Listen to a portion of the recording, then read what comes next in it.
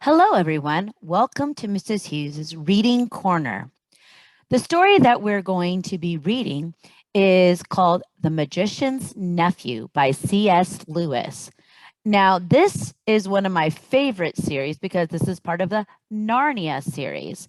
And The Magician's Nephew tells you all about how Narnia began. So let's go ahead and let's read, starting with chapter 1. Chapter 1, The Wrong Door. This is a story about something that happened long ago when your grandfather was a child. It is a very important story because it shows how all the comings and goings between our own world and the land of Narnia first began. In those days, Mr. Sherlock Holmes was still living in Baker Street, and the Bastables were looking for treasure in the Lewisham Road. In those days, if you were a boy, you had to wear a stiff Eton collar every day, and schools were usually nastier than now. But meals were nicer. And as for sweets, I won't tell you how cheap and good they were because it would only make your mouth water in vain. And in those days, there lived in London a girl called Polly Plummer. She lived in one of a long row of houses, which were all joined together. One morning, she was out in the back garden when a boy scrambled up from the garden next door and put his face over the wall. Polly was very surprised because up till now, there had never been any children in that house, but only Mr. Ketterley and Miss Ketterley, a brother and sister, old bachelor and old maid, living together. So she looked up full of curiosity. The face of the strange boy was very grubby. It could hardly have been grubbier if he had the first rubbed his hands in the earth, then had a good cry, and then dried his face with his hands. As a matter of fact, this was very nearly what he had been doing. "Hello," said Polly. "Hello," said the boy. "What's your name?" "Polly," said Polly. "What's yours?" "Diggory," said the boy. "I say, what a funny name," said Polly. "It isn't half so funny as Polly," said Diggory. "Yes, it is," said Polly. "No, it isn't," said Diggory. "At any rate, I do wash my face," said Polly, "which is what you need to do, especially after—" And then she stopped. She had been going to say, "after you've been blubbing," but she thought that wouldn't be polite.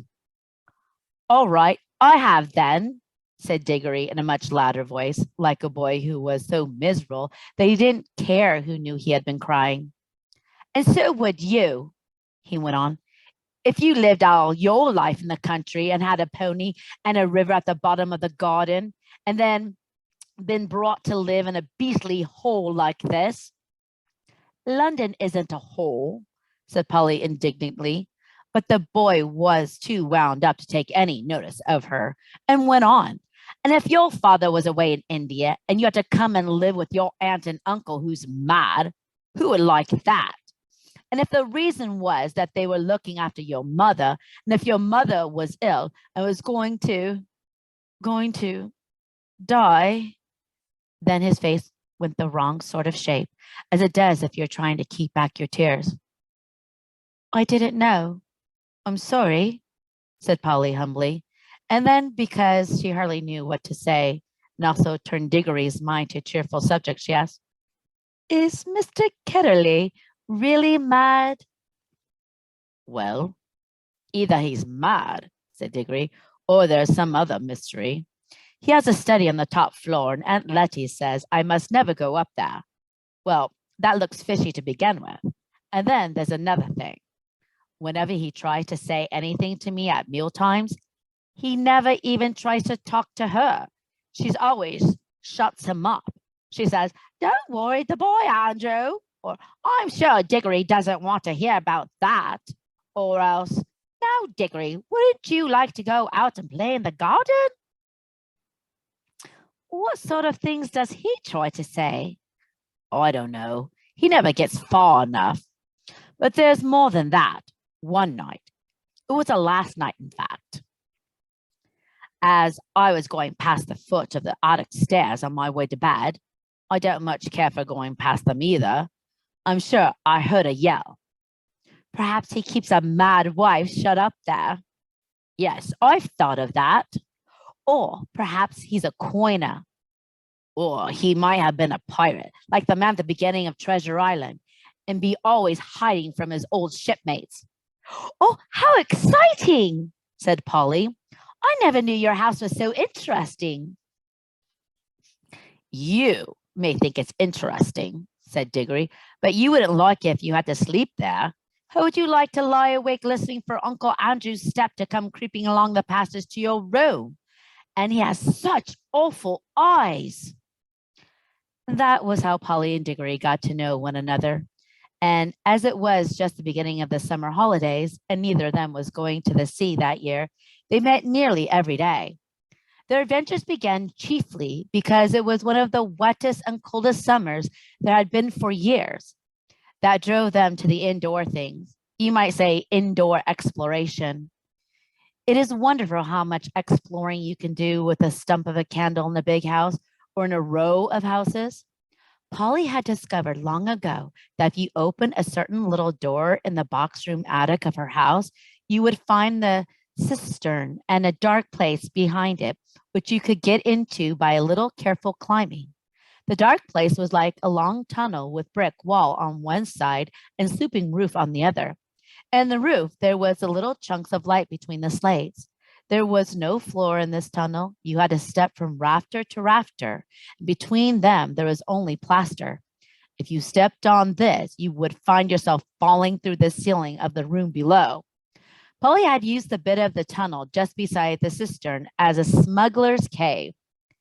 She had brought up bits of old packing cases and the seats of broken kitchen chairs and the things of that sort, and spread them across from rafter to rafter so as to make a bit of a floor.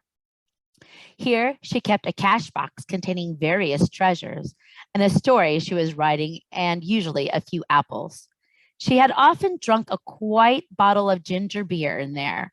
The old bottles made it look more like a smuggler's cave. Diggory quite liked the cave. She wouldn't let him see the story, but he was more interested in exploring. Look here, he said. How long does this tunnel go on for? I mean, does it stop where your house ends? Oh, no, said Polly. The walls don't go out to the roof. It goes on. I know how far. Then we could get the length of the whole row of houses? So we could, said Polly. And oh, I say, what? We could get into the other houses. Yes, and get taken up for burglars. No thanks. Don't be so jolly clever. I was thinking of the house beyond yours. What about it? Why, it's the empty one. Daddy says it's always been empty since we came here. I suppose we ought to have a look at it then, said Diggory. He was a good deal more excited than you'd have thought from the way he spoke. For, of course, he was thinking, just as you would have been, of all the reasons why the house might have been empty so long. So was Polly. Neither of them said the word haunted, and both felt that once a thing had been suggested, it would be feeble not to do it. Shall we go and try it now? Said Diggory. All right, said Polly. Don't if you'd rather not, said Diggory. I'm game if you are, she said. How are we to know we're in the next house but one? They decided they would have to go out into the box room and walk across it, taking steps, as long as the steps from one rafter to the next. That would give them an idea of how many rafters went to a room. Then they would allow about 4 more for the passage between the 2 attics in Polly's house, and then the same number for the maid's bedroom as for the box room. That would give them the length of the house. When they had done that distance twice, they would be at the end of Diggory's house. Any door they came to after that would let them into the attic of the empty house. But I don't expect it's really empty at all, said Diggory. What do you expect? I expect someone lives there in secret, only coming in and out at night with a dark lantern. We shall probably discover a gang of desperate criminals or get a reward. It's all rot to say a house would be empty all those years unless there was some mystery. Daddy thought it must be the drains, said Polly. Oh, pooh. Grown-ups are always thinking of uninteresting explanations, said Diggory. Now that they were talking by daylight in the attic instead of by candlelight in the smuggler's cave, it seemed much less likely that the empty house would be haunted. When they had measured the attic, they had to get a pencil and do a sum. They both got different answers to it at first, and even when they agreed, I'm not sure if they got it right. They were in a hurry to start on their exploration. We mustn't make a sound, said Polly as they climbed in again behind the cistern. Because it was such an important occasion, they took a candle each. Polly had a good store of them in her cave. It was very dark and dusty and draughty, and they stepped from rafter to rafter without a word, except when they whispered to one another. We're opposite your attic now, or this must be halfway through our house. And neither of them stumbled and the candles didn't go out. And at least they came to where they could see a little door in the brick wall on their right. There was no bolt or handle on the side of it, of course, for the door had been made for getting in, not for getting out. But there was a catch, as there often is on the inside of a cupboard door, which they felt sure they would be able to turn. Shall I? Said Diggory. I'm game if you are, said Polly, just as she had said before. Both felt that it was becoming very serious, but neither would draw back. Diggory pushed round the catch with some difficulty. The door swung open. The sudden daylight made them blink. Then, with great shock, they saw that they were looking not into a desert attic, but into a furnished room. But it seemed empty enough. It was dead silent. Polly's curiosity got the better of her. She blew out her candle and stepped out into the strange room, making no more noise than a mouse. It was shaped, of course, like an attic, but furnished as a sitting room.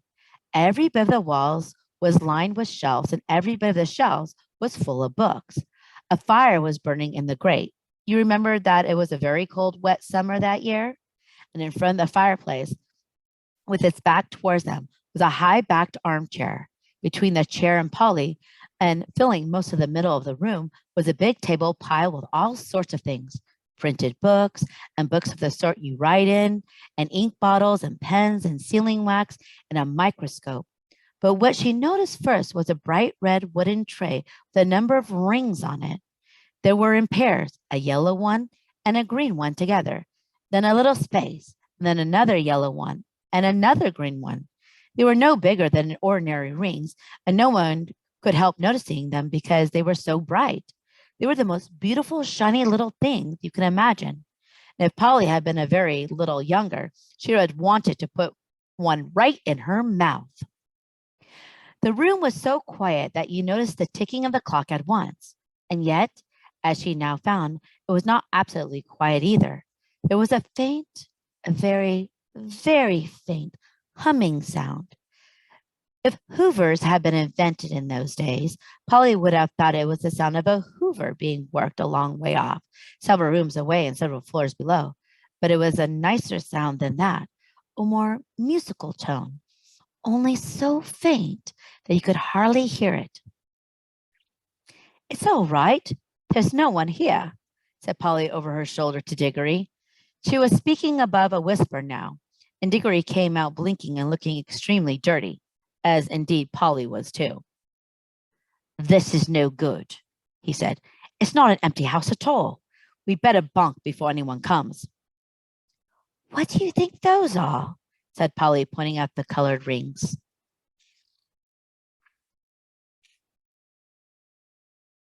Oh, come on, said Diggory. The sooner.